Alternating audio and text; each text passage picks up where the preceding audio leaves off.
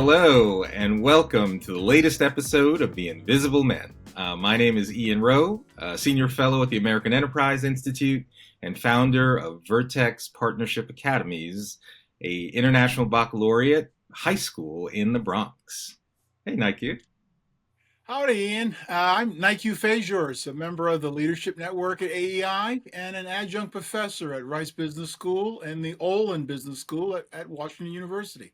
Yeah, all good, all good. Well, as again, we have a great episode featuring a very interesting man who is got a lot going on that the world needs to know more about. We have Michael David Cobb Cohen. You will not find another one on the internet. Is that right, Michael? No more Michael Bowens. Well, there is a Michael Bowen. Actually, I went to high school with the guy who was in Kill Bill 2. Oh, wow. Okay. Yeah. All right. So Well, you I are had to use those famous. middle names.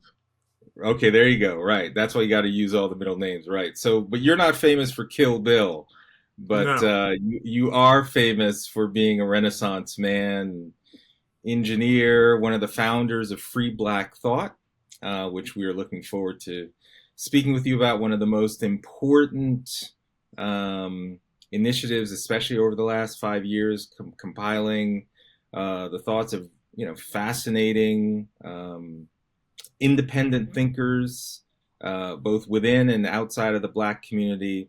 And so we're just really interested in having our audience learn a lot more about your work, Michael. Great. Glad to be Outstanding, here. outstanding. Yeah. So, but let's just start, before you became the Renaissance man that you are now in all these different areas, which we're going to talk about.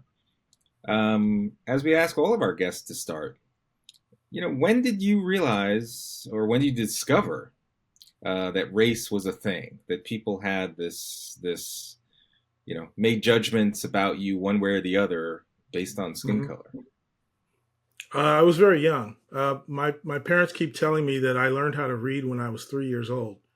So I do have a really good memory. I think that helps me as a writer. Um, but I knew we were Black before I went to school. So before kindergarten, I was aware of that. And that's partially because I have a very large family. And I wanted to know who else is there. Where are you from, mommy? Where are you from, daddy? And I knew at a pretty young age that my uncle was in the Peace Corps and was in West Africa. And my father was the founder of the Institute for Black Studies in 1966. So we lived in Los Angeles, and after the Watts riots, we became part of, excuse me, we became part of the movement. We became part of the Black Arts movement. My father was one of the original Watts poets, Oh, and wow. I celebrated Kwanzaa the first year that it existed. Um, and we were friends with Dr. Alfred Lagan, who ran the Aquarian Bookstore, which was the largest and first Black bookstore in California. Uh, so I was one of the young Simbas. And one day, I was about 5 or 6 years old. And one day I went to the new Afro-Am, the African American Museum in Exposition Park, and I saw a picture of me when I was like 5 years old and marching down the street. We were on the cover of Look magazine. So Wow. as a young child, you know, I knew I was Black, and I knew other people were Negroes, and my father What was was the part of the what's the movement to difference? try to change people and change their minds. What was the difference between being Black or being a Negro? Well, I have a refined idea of that now, but at the time, you know, America was obsessed with the Negro problem, which is kind of how does it feel like to be a problem? Um, and the idea of Blackness, as far as the cultural perspective, was we have to become a new man, we have to become a new woman, we have to forge different relationships among ourselves. We can't be restrained by capitalism or Christianity because originally they thought that these were tools of the oppressor. Um, And we thought that way for a while as radicals, but we matured out of that phase. Wow. And Michael, but before we started the recording, you mentioned, your love for jazz and Monk specifically. And as you were just speaking, I thought about, many of the jazz greats who clearly were desperate to not be Negro and to be Hmm. something other than. And you see a lot of them moving to Islam and other Eastern religious systems. Is that something you've looked into, and or the kind of the journey of some of those men? Yes, absolutely. I love music, even at a young age. I still remember the first albums that I listened to, which includes the Atomic Basie and the soundtrack for West Side Story and the Four Freshmen, Nancy Wilson, uh, Frank Sinatra. Just loved music growing up. I mean, if I could have been a concert pianist, I would have loved that. Um, but certainly, I remember when I started listening to jazz seriously. I didn't really know how much jazz I knew. I said, I just know that song. I know that song. Na na na na na. That's Giant Steps by John. Oh yeah, I know that. And I came across a book called The Revolution in Music uh, by a guy named Frank Kofsky, who wrote about Coltrane. And I can also remember the most dangerous album cover in the world, which was Thelonious Monk's Underground. And he had machine guns and spears and buffalo heads on the wall. It was pretty crazy. And just listening to Monk, I could tell that he wanted to be very different. Um, and Dizzy Gillespie, stylish dude, always loved his style. And then of course Miles Davis. So they're all stereotype busters became icons in and of themselves. And so this idea that this was going to be different, everybody's not going to try to be, a Cab Calloway style entertainer or a Nat King Cole. We're breaking out of that into something new. And that is part of the individualism that I like about Black America. I think we don't celebrate quite enough. right. And can you help our listeners? What was the Black Arts Movement? The Black Arts Movement here in Los Angeles was kind of motivated in many ways by, first of all, my father's love for poetry. My father was a bookworm, but he was also a Marine. And so he had a very clear idea as a U.S. Marine Corps marksman.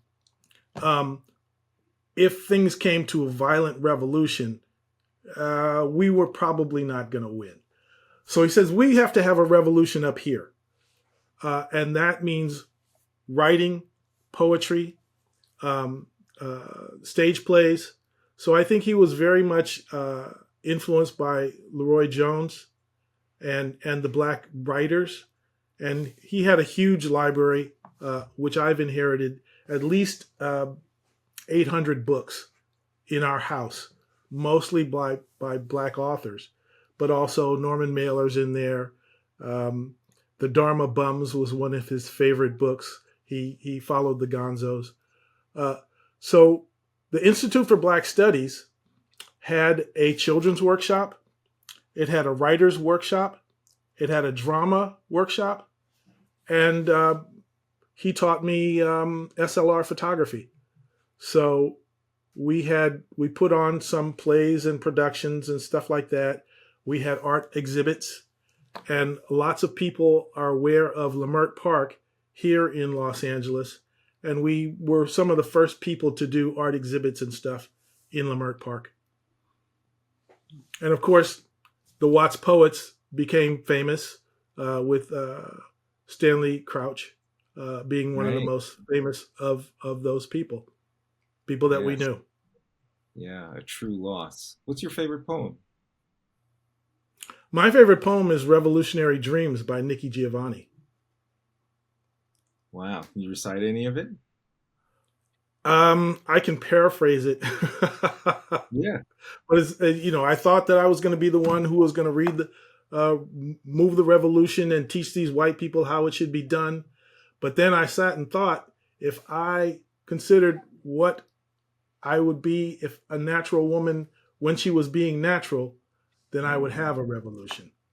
Wow. And I think that was written in 1971, and it goes directly to the idea of a revolution of mind, not necessarily one of power struggles, being in the street protesting, burning down the house, whatever. It was mental liberation. Right, right. So now let's talk about your revolution of the mind as you ascended into adulthood. You were a frat, you were alpha at college. What was that experience like? Well, I was a continuing student. I was always, the bright kid, and I learned in high school. I went to a Jesuit prep school, that I was logical. So I started programming computers in high school. I did speech and debate, and I love geometry. So I love theories and lemmas and corollaries and all that stuff. So I've been philosophical since I was a kid. Also because my mother went to one church and my father went to another church, and I went to Catholic school, which neither of them were. So I had to reconcile all of these worldviews. That's why I kind of consider myself a crossover kid. Um, when I got to college, finally, I went to USC electrical engineering, but I was a B student, and B students don't get scholarships not at the top schools. So I had to work. And I think it's unusual, I think, among professionals like myself to have worked for 4 years and then work your way through a degree undergraduate. So I was a teamster. I worked with my hands. I made friends with blue collar people that I never thought I would associate with. And I came to love and trust them as they did with me. I worked in the warehouse with Vietnam vets, and they told me stories that, I guess I have forgotten some of them, but I always respect who they were and what they did.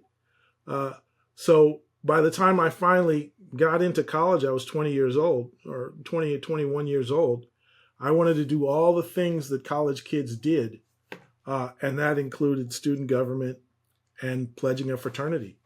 And I saw the alphas, and I learned who they were, because my father didn't pledge a traditional black fraternity. And my mother, she would never conform to anything.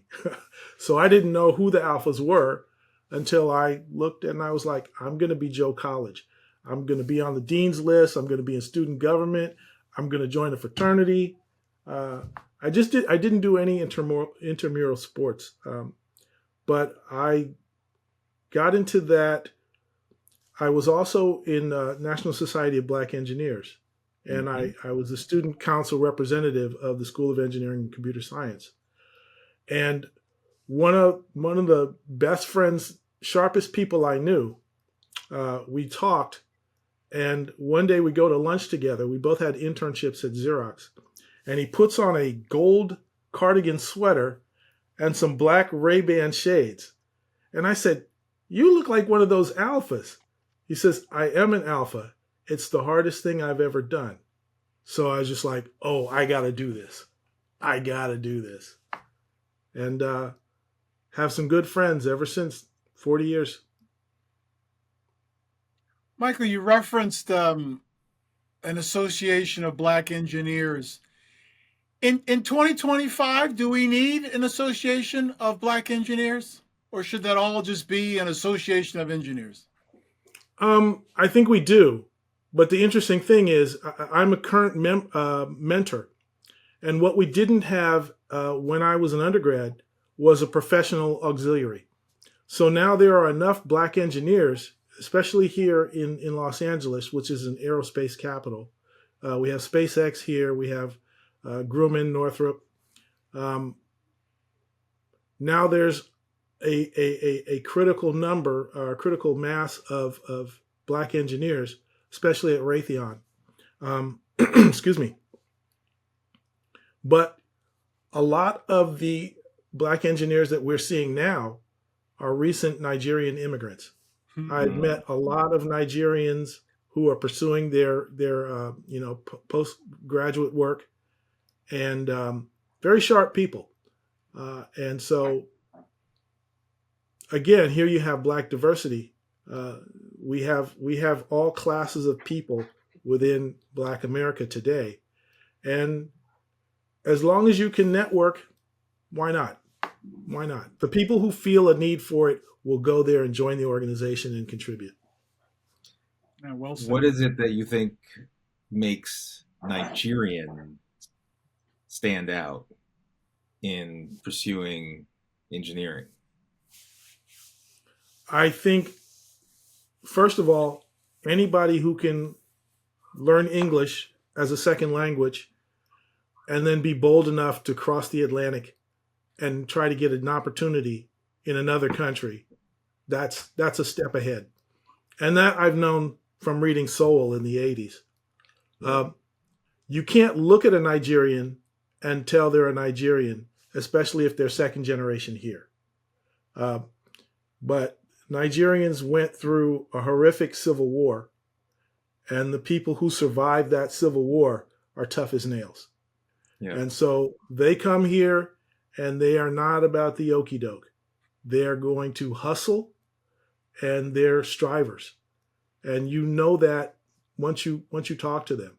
And some of them are standoffish. They're like, okay, yeah, you think you can talk to me because I kind of look like you, but I'm not like you. Wow. So we're recording this in the week that the National Assessment for Educational Progress was released, so the nation's report card. And unfortunately, the Mm. results were dismal for the entire country.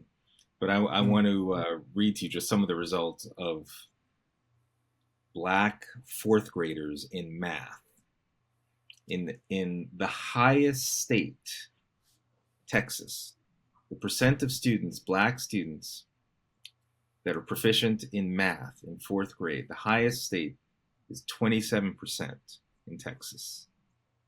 Texas is the best state for Black And, math in fourth grade, yeah, and that's and 27 at grade level. yes, Is that and what the worst proficient state is is? Grade Wisconsin. level? Yes, and That's Wisconsin that's is just lowest. division. Wisconsin is lowest at 5%. Wow. What is Wow. it that you think distinguishes what you just talked about with Nigerians? And you talk about coming to this country, their past, the experience as a people going through civil war, all of that. But what is it that we need to do to replicate the factors that you think explain why some percent of Nigerians appear to be successful, and these numbers that affect, because the theory is for some that the reason those numbers are the way they are is that our country is rigged against these kids, and yet what you just described, it seems that if this chart were Nigerian students, it might be different. Well, it also depends on a parent's um, willingness to let their children be okay. And you have to come from strivers. And if people around you aren't striving, you have to strive nonetheless. And so people say, follow your passion. I'm not one of those people. I'm one of those people that says, make yourself useful. And how are you going to know anything? How are you going to know your value to anybody unless you help somebody do something and then they say, oh, thank you. Without you, I couldn't have done that. That's where your fundamental value as a human being comes from. And there's certainly the soft bias or I'm sorry, I haven't memorized that phrase.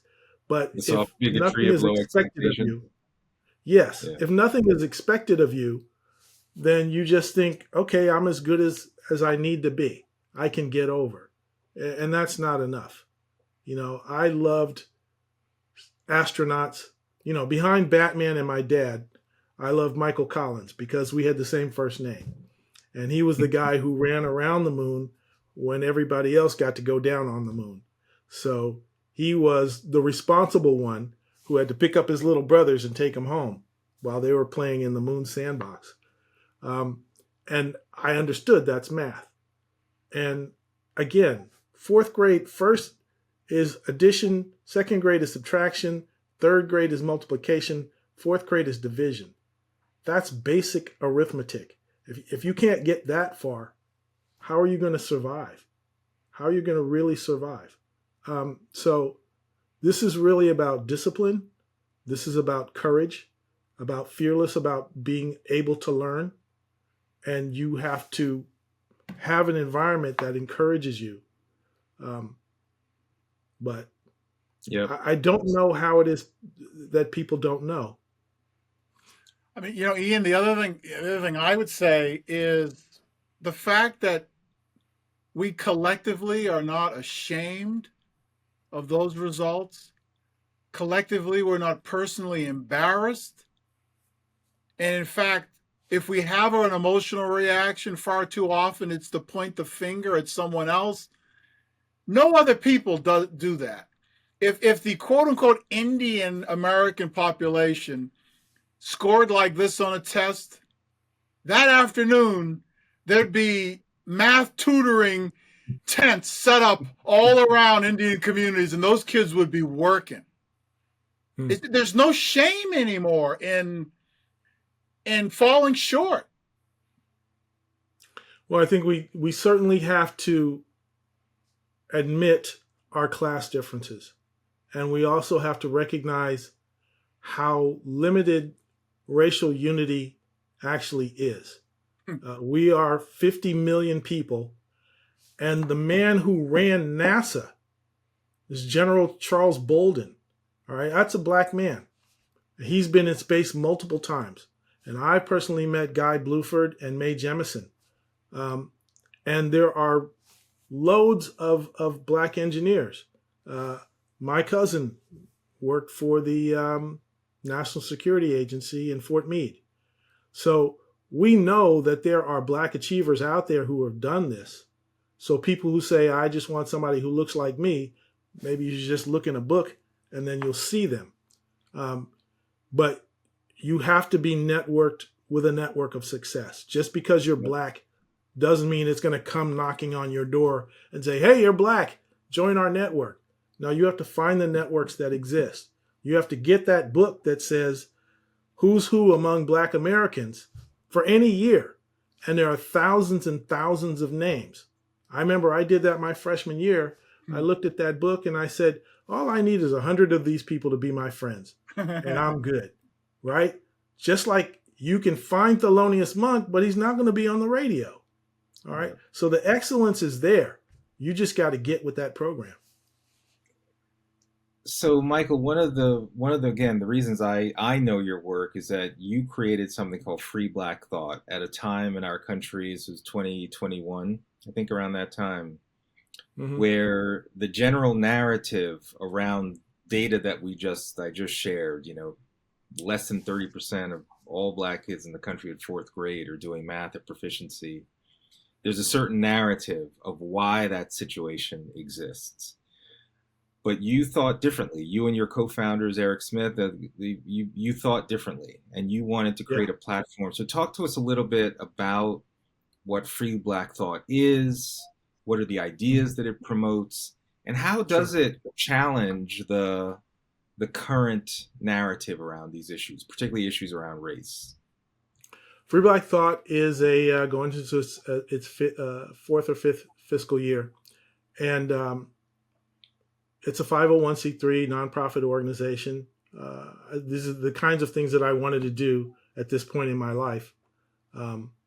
So this is, I think, my third nonprofit. But we're dedicated to the simple idea that black intellectual viewpoint diversity is real. I can remember I was elected to be a camping counselor, head counselor, while I was an undergrad at NSBE. And one of the things we did is we rented 3 buses and went to the underserved communities, brought Black and Latino kids up to the mountains, and introduced them to scientists at JPL that were in our network that we knew. And we said, this is what science and engineering is all about. Check it out. And when I did that, the guy who was an alpha that I mentioned, my best friend Charles, I proposed that we were going to be engineers of Black society. And he said, are you nuts? We're not engineers of Black society. We're just engineers who happen to be Black. There And you go. I'm not used to people who are standing up to my ideas so much. But he was right. He was right. This is a network, and you get in and you learn new things. Again, I had no idea that this organization existed. So there are prevailing narratives, especially coming up in marketing Black History Month, that people just don't know. They just accept that blackness is this. It has always been this. It will always be that. The one-drop rule has been in effect. White supremacy has been in effect for 400 years. People say 400 years, and there's no escape from that. And that's people locking themselves in their own closet. You have to have the courage to break out of that. And I think the more that we show that there are Black, red, blue, conservative, straight, homosexual, everything in a nation of 50 million. I mean, we're always happy to say, oh yeah, we're a nation of millions, but then we try to suppress various parts of it when they express themselves. So we put together as one of our first things a compendium of free Black thought with over 300 pages in Google Pages, and you can look and see hundreds of annotated bibliography of hundreds of creators, authors, writers, who have various and differing opinions. I mean, for example, I didn't know that Richard Wright, the famous writer, had a beef with James Baldwin. When we talk about Du Bois and Booker T. Washington and Carter G. Woodson, and there's way more than that. There are hundreds and hundreds. And every subject you think you know, there's more to know. And so we're just part of that process that's saying Black History Month is just one slice of some things, and everybody obsesses about slavery. And that's just kind of a self-replicating circle of doom. You got to get out of that. And everybody who has moved away from their hometown knows that. Everybody who's ever heard, you're not like other Black people. Of course I'm not. Why would you ever think that I am? Black people do everything that we want to do, except when we don't want to do it. And we're still Black, and still we're not Black. And you just have to be able to accept that Black people are human beings, and we take a little bit from what's around us, but it affects us in different ways. So the Foundation for Free Black Thought combats racial essentialism, combats the idea of Black authenticity. We're just people, and we experience different things depending on where we are in the country, at what time we live. And it's not completely wholly new invented, because we got sick of being Negroes, so we went Black. We got sick of being Black, we went Afrocentric. We got sick of being Afrocentric, and we chose African American. And then there's some of us who still like being those other things. So there's still Black Marxists, there's still Black conservatives, there's still people who believe in Black capitalism.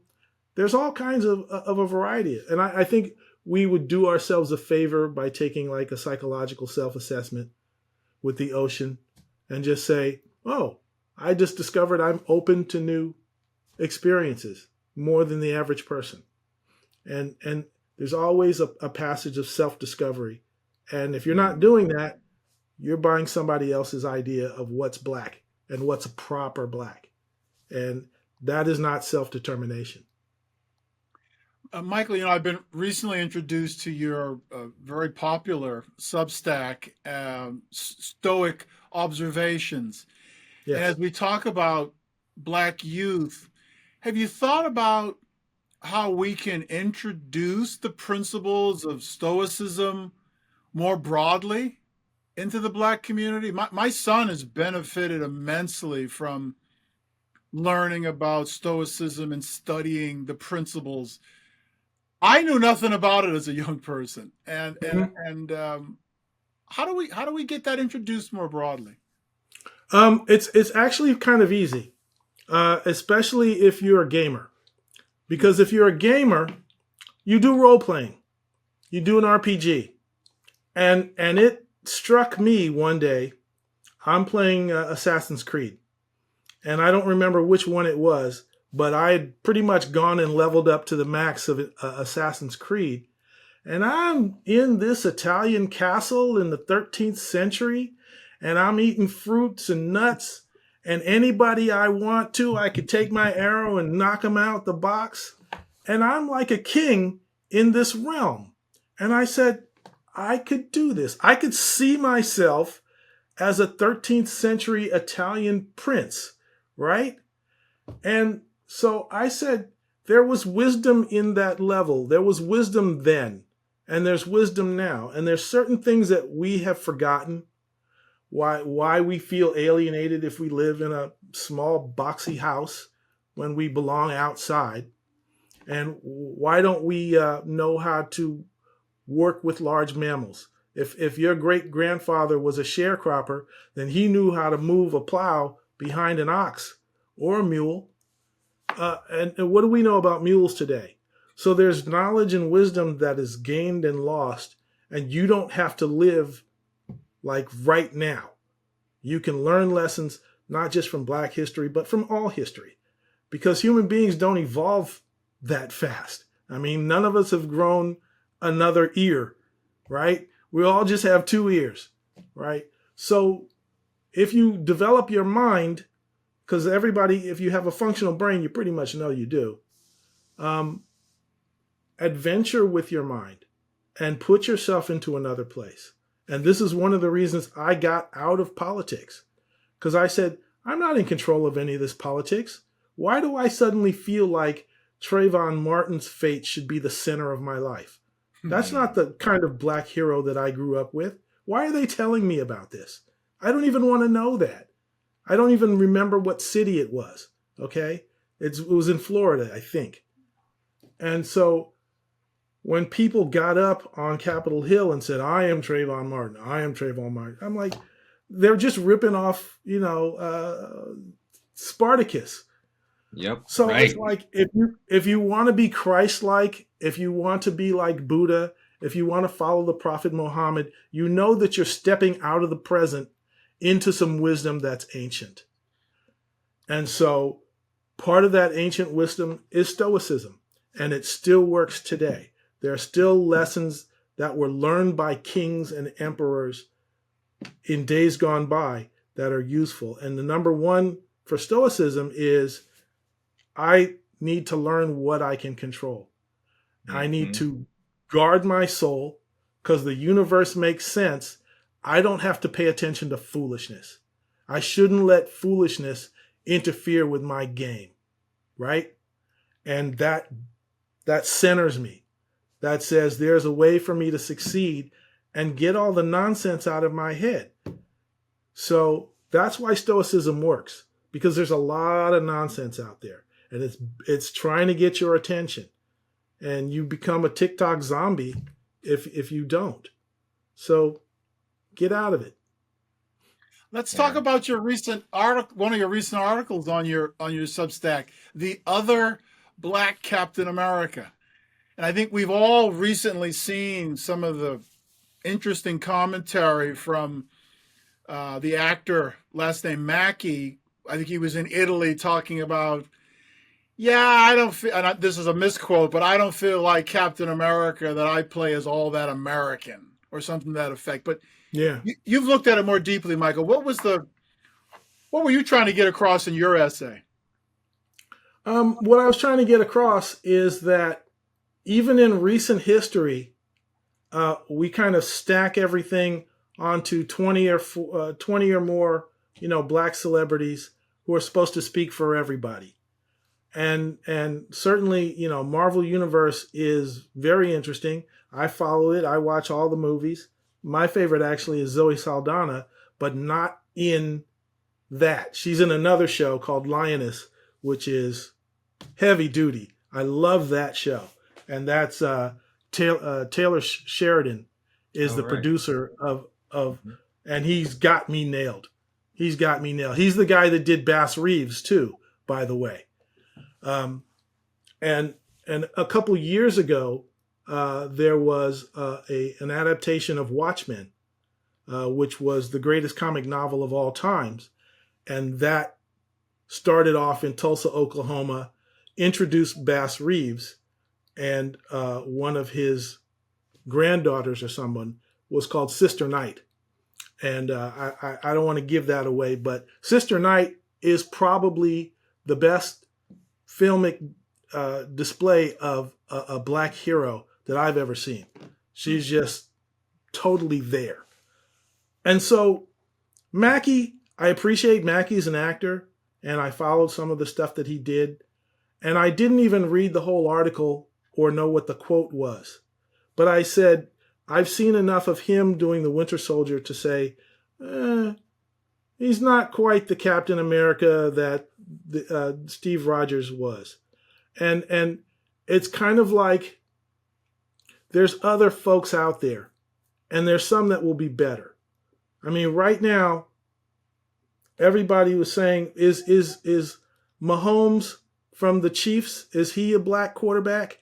Is he the best black quarterback? And I can remember back to Warren Moon and Rodney Yeah. Peete and Cam Doug Newton, Williams. Doug Williams, and now the guy from Philadelphia, he's the man. All right, no question about it. Hurts, and he could win the Super Bowl. And so, if there's not a black hero today, there could be a black hero tomorrow. And don't get too caught up in it. But I said, there's other alternatives that could be cast as a black Captain America. The guy that I saw said, yeah, I think there's various reasons why a black person should be Captain America. And I didn't particularly like his reasons, so I cut him off after 2 minutes. But there's an author called John A. Williams who's written a book called Captain Black Man. And it's about a soldier who bumps his head and finds he goes back through history. And he was a Buffalo soldier. And he was with Crispus Attucks. And he was in Vietnam. And he was in Korea. And so he lived all the lives of these various black soldiers. And like I said, my father was in the U.S. Marine Corps. My grandfather was in the Connecticut State Guard, okay, during the Jim Crow era, but he was in Connecticut. They offered him a badge and a gun.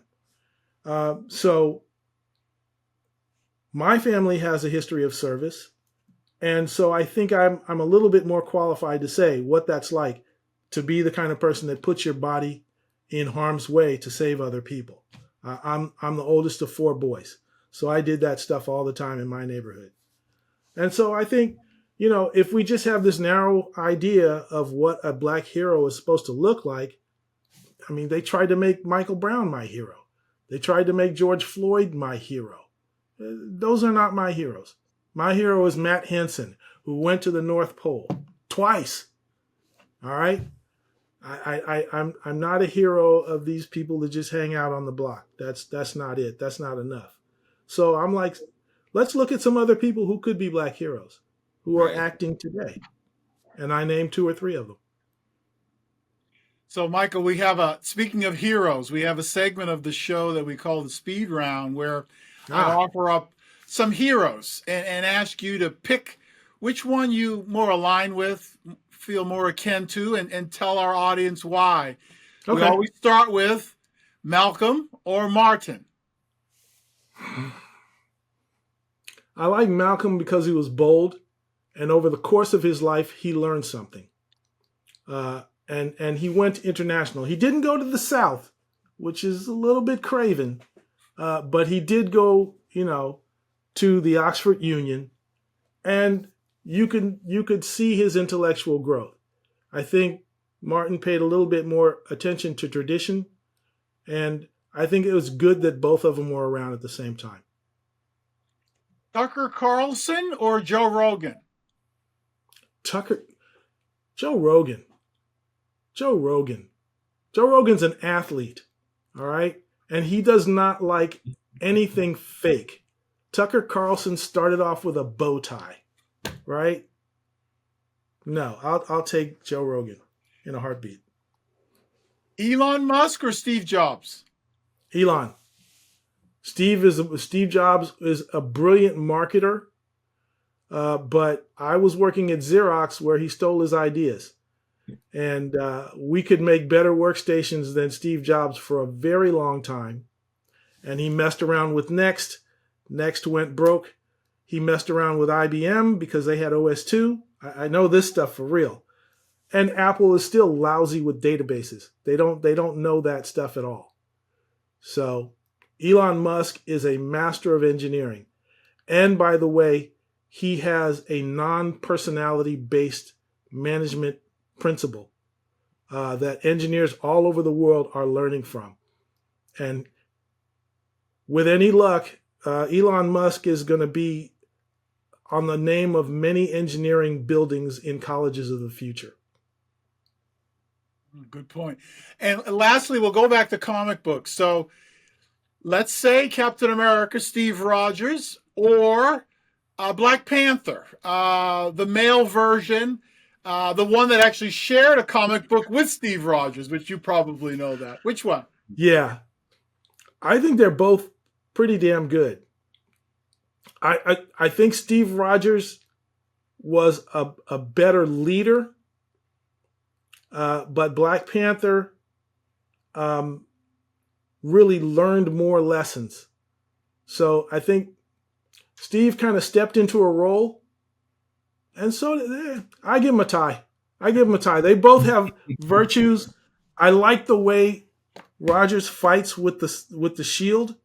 That's good stuff. That's good kung fu. But Black Panther is a wiser man, and he's a leader of more people. So, Okay, thank you for that. Michael, you are so clearly someone who has experienced your own revolution of the mind. I mean, you grew up with 800 books, your parents, you called yourself a radical, the arts movement. And I know you are now developing a vision for how you want kids at least to have the opportunity. It's kind of a hybrid homeschool. I'd love for you just to spend a few moments. What is that, and how can sure. that help stimulate some of the things that clearly you were able to experience to become the free thinker Mm-hmm. that you are now? Yeah. I grew up in a part of LA called West Adams, and it was a middle class urban neighborhood. It wasn't the inner city, it wasn't a ghetto, it was a middle class neighborhood with white collar and blue collar people working and living in the same place. It was, I would say, like 80% black, 10% white, 10% Asian. Uh, and that neighborhood is mostly black and Japanese where I grew up. And since my folks were both civil servants, they both had college degrees.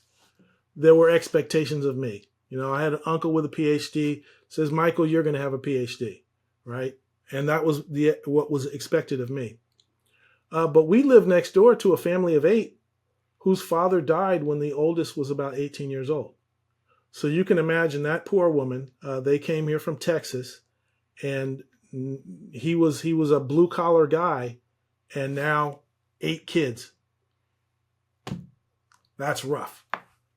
So I know there were not the same expectations on them. And I think what made a big difference in my upbringing is we were the family on the block where we got Encyclopedia Britannica. And I was the kid who built a crystal radio. And I used to read the yellow pages just to see what businesses and things existed in our city. And it started by amping up my curiosity. And I knew I was interested in things that my parents weren't interested in. I didn't want to be a social worker. I didn't want a sociology degree. I wanted to be a scientist. I wanted to be an astronaut. I loved mechanical things, but reading has always been a part of that. And I think about parents especially, recent immigrants here. Like I think of the stereotypical guy, campesino, 5'6", wears the cowboy hat, big rough hands, has a wad of but he had, an eighth grade education. And if his son gets to the 10th grade, he's like, you're doing better than me. And even if that kid drops out right then. And I'm saying, how can we do a bottoms up network for homeschooling? Because, we still haven't gotten vouchers. Vouchers were a big deal when I was a kid. And my brothers and sister, one of my brothers went to ABC, A Better Chance. Oh yeah, He went sure. to high school out of state. My little brother and sister were bused out to the valley, like an hour and a half each way, just to get a decent education. So we were strivers, but that was hard. And I'm like, you can't do this by race. You can do this by zip code and knowing who is underserved, what schools have no math teachers with a math degree, no music teachers, so they learn how to read music. So my kids were born in Brooklyn and Atlanta, and we moved back here to LA. And at that time, I could afford to live anywhere. I said, where do I want to live? And since I didn't inherit any property, I said, if I'm going to live in Southern California, I can live in a house that's cheap, in a cheap neighborhood, and send all my kids to private school, or live in an affluent neighborhood and rent and send all my kids to a good public school. And I decided on the latter. And since I went to an exclusive private school, I know what it's like not to have to sell cookies or newspaper drives, because the band will always have uniforms because there's a rich family in the community. And so the students can focus on studying. And when my kids asked to be in the AP classes, I was like, I did the right thing. But I also got them in scouting. And my oldest daughter was a Gold Award Girl Scout. And my son learned to read music in middle school. So he was in all the bands, played trumpet. He wasn't a little Miles Davis, but he was good. My youngest daughter was a track star and the sports editor for the school newspaper. I put them in Kumon, and if they had problems with math, I put them in that. So I said, I know what it's like to live in a community where everybody wants their kids to do great. So I know all the inside moves, and I know I didn't know any of this when I was a kid. All right. Literally, I can remember them telling my son, if you learn French horn, you have a better chance of getting into Juilliard because not a lot of kids play French horn. And he said, man, I want to play trumpet. So Juilliard was out of the question. But when you hear that stuff and you know how rich and affluent parents abet when they help out what a public school is doing, then you get the inside track.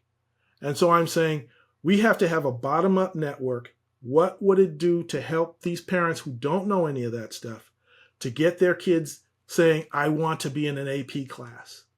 And I think one of those is we could just give them a library. Give them books, like Time Life books that are interesting for kids to read. And even if the parents aren't there, I would like to get a bookshelf and give 50 books to families all over the place. Now, that's the bottom up. And I want to see a network so they know where all the scout troops are. They know where all the resources are that affluent parents would do. We call it Mike's List, something like that. All right. Just to network these parents and say, these are the opportunities that are not, your school may not get any better, but here's how you can give them a leg up. All right. Then I looked at it from the top down as well. And I can remember the first time I was on the campus of University of Chicago. And I'm walking by this building. I said, this building looks a little bit different. They said, oh, that's where the professors send their kids. So they had a university high school on the university campus. And of course, those kids knew exactly what they needed to do to get into the college, because the college had professors that they could walk into that school and says, oh, by the way, yes, I am a researcher in mathematics, and this is what it is. This is Rieman's hypothesis. You wouldn't know that in an ordinary, like when the football coach is your math teacher, right? So there's a top down that says, as a university, I am interested in building a new school that feeds. And I know that neighborhood over there is not putting enough people into this school. It's because they're not getting real teachers and real professors are not spending time there. So hybrid homeschool is part of my starting a network, starting to talk about education that's free and open for anybody to read there. And they'll get the inside hints that I think I've learned as a parent. Yeah. Well, you as an entrepreneur have started several ventures, so I very much want, as an educator, I very much want hybrid homeschool to work, for parents to have options, to get the inside scoop. And maybe to close, speaking about helping kids get the inside scoop, Nique and I started this podcast this documentary years ago when we were at Harvard Business School, and we have this Daryl, this imaginary 16-year-old black kid who lives in forgotten USA, this imaginary urban city. Mm-hmm. And Daryl hears a lot of stuff about how the system is rigged against him, and just, he has a certain impression of what's possible. So I'm curious, Michael, what you would say to Daryl for how he should envision his future and what he has the power to control, as you were talking about with Stoicism.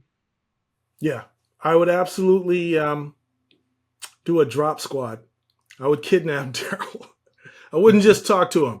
I'm saying, dude, here's some new hiking boots.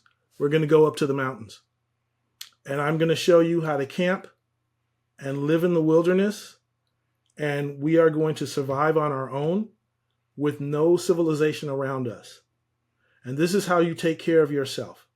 You may go to the gym doing leg day because you think you're going to be a sprinter.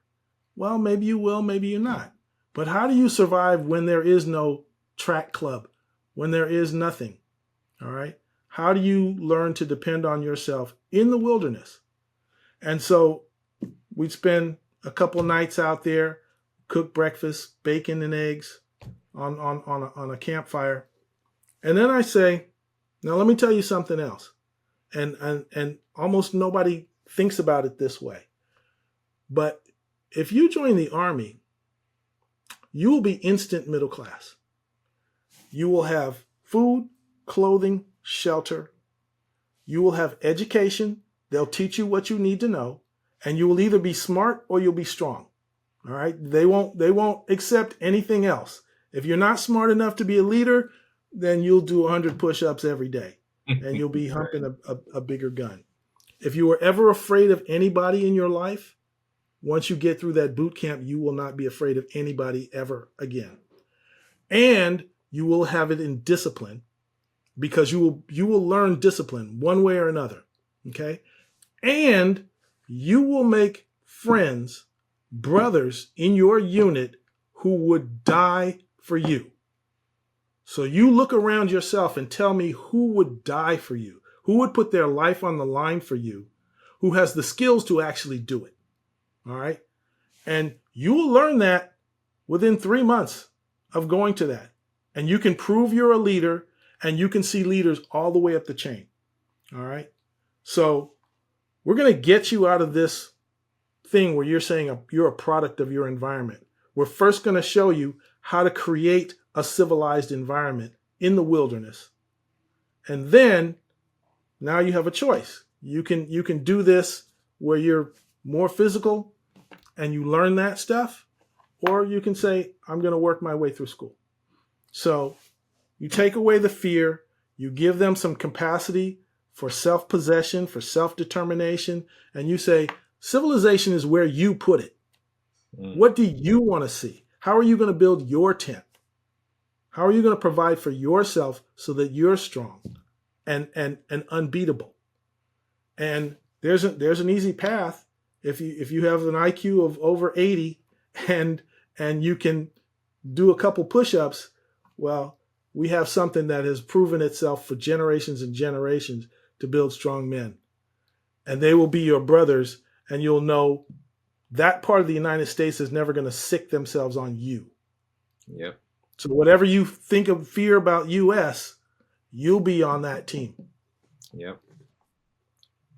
All right, Mr.